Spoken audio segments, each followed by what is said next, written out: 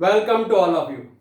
In this lecture, we'll discuss about integrated rate expression and we will mainly calculate the integrated rate equation for the zero order reaction in this lecture.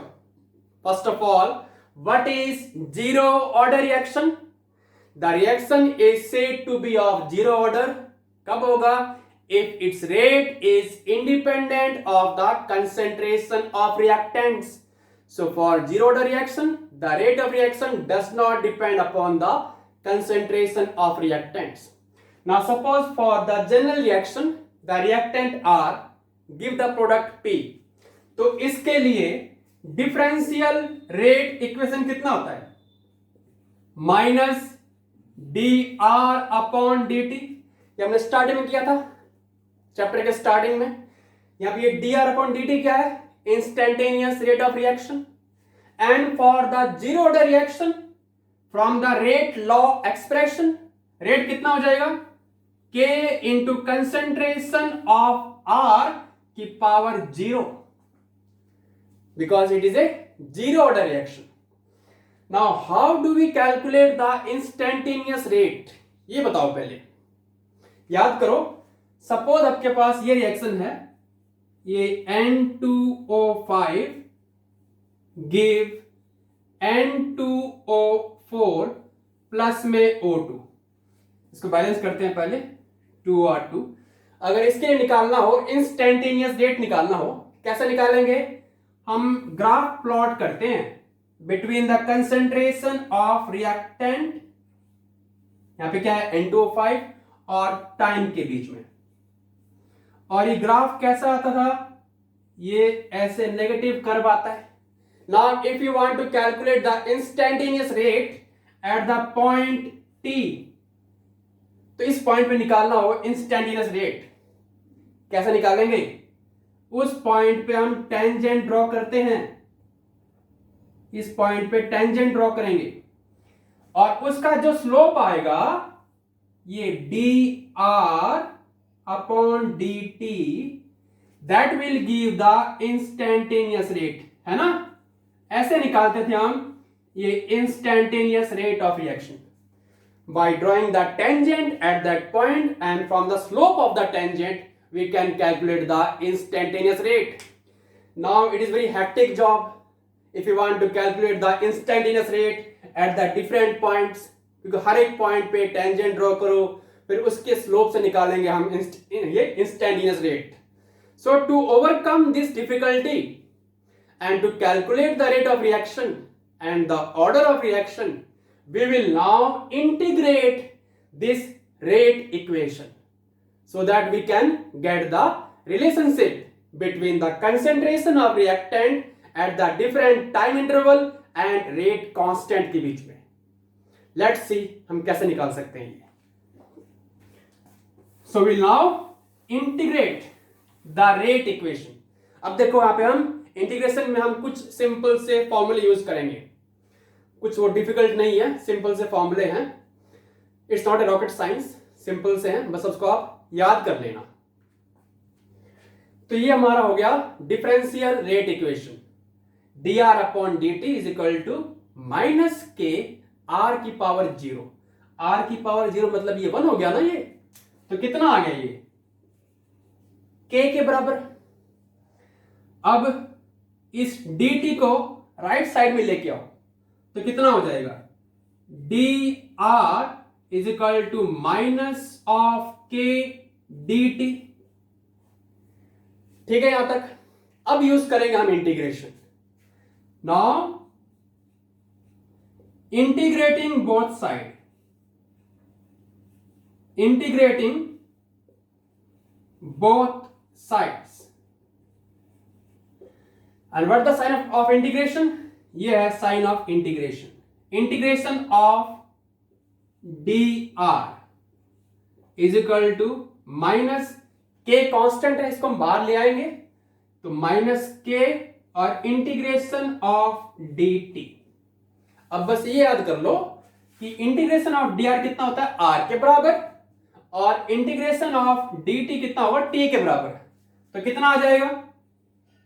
R is equal to minus K T plus में हम एक constant add करते हैं, constant of integration. अब पहले हम इसको निकालेंगे, what is this constant of integration, कैसे निकालेंगे देखिए। Now at time t equal to 0, जब टाइम 0 है तो उस केस में कंसेंट्रेशन ऑफ रिएक्टेंट कितना होगा, उसके इनिशियल के बराबर। यहां पे आर नॉट क्या है, R not is the initial concentration of reactant starting में। कब, जब हमारा टाइम कितना है, 0 है। अब इसको पुट करो इस इक्वेशन में। नाउ इक्वेशन, इसको मान लेते हैं इक्वेशन 1 है ये।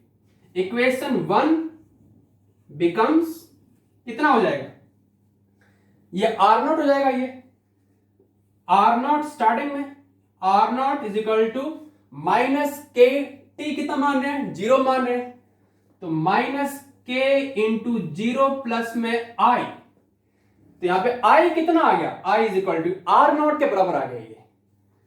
Therefore I is equal to R naught. Now putting the value of I in the equation 1, put करो, putting the value of I in equation number 1 में पुट करेंगे तो हमारा क्या बन जाएगा, R is equal to minus K T plus में R not, ये आ गया हमारा equation. The relationship between the concentration of reactant at the different time interval and the rate constant के बीच में for the 0 order reaction. Now if we compare this equation with the equation of straight line, वो क्या होता है, y is equal to mx plus c, ये होता है ना, इसे कंपेयर करेंगे and if we plot the graph between the concentration of reactant R and time t के बीच में, तो ग्राफ कैसा आएगा, ये नेगेटिव है, स्लोप आएगा, ऐसे नेगेटिव स्लोप। यहां पे ये पॉइंट क्या शो कर रहा है, this point is R not initial concentration and this K is the negative slope, ठीक है। So that's the graph between the concentration of reactant and time for the 0 order reaction. बहुत important है ये equation और ये graph.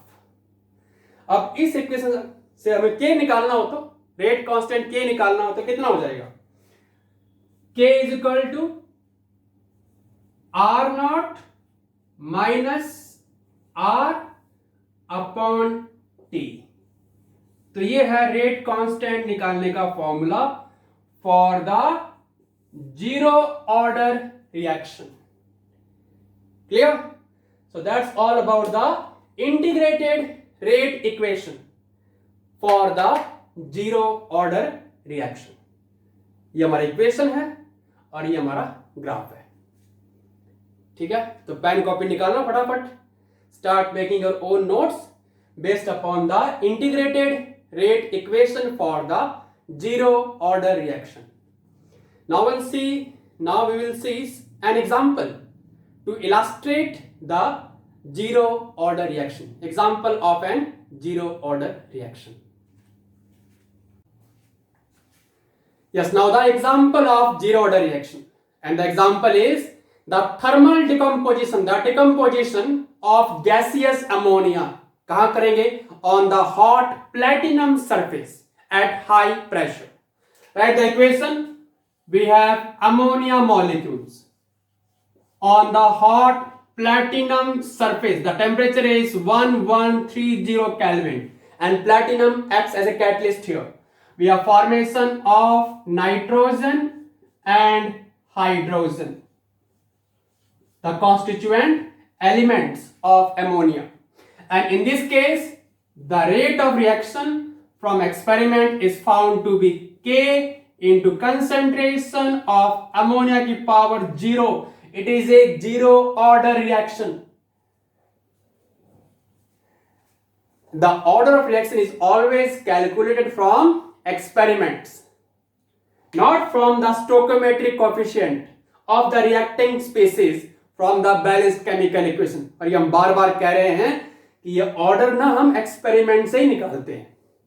Now why it is a zero order reaction? Let's see that.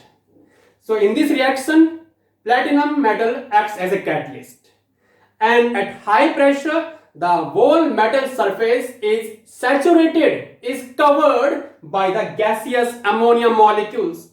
तो high pressure पे total surface platinum का cover हो चुका है, किससे? गैसियस अमोनिया मॉलिक्यूल से.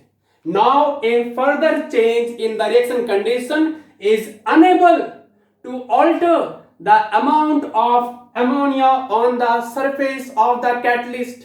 अब अगर हम फर्दर चेंज कर रहे हैं कंडीशंस को, तो उससे जो अमोनिया मॉलिक्यूल्स है उसका जो अमाउंट है सरफेस के ऊपर, उस पर कोई भी चेंज नहीं आएगा. क्यों? पहले से ही वो कवर हो चुका है platinum surface with the gaseous ammonia molecules. It is totally saturated with the gaseous ammonia molecules, and thus making the rate of reaction independent of its concentration. That's why it is a zero order reaction. ठीक है बेटा, clear? So that's about the example of zero order reaction.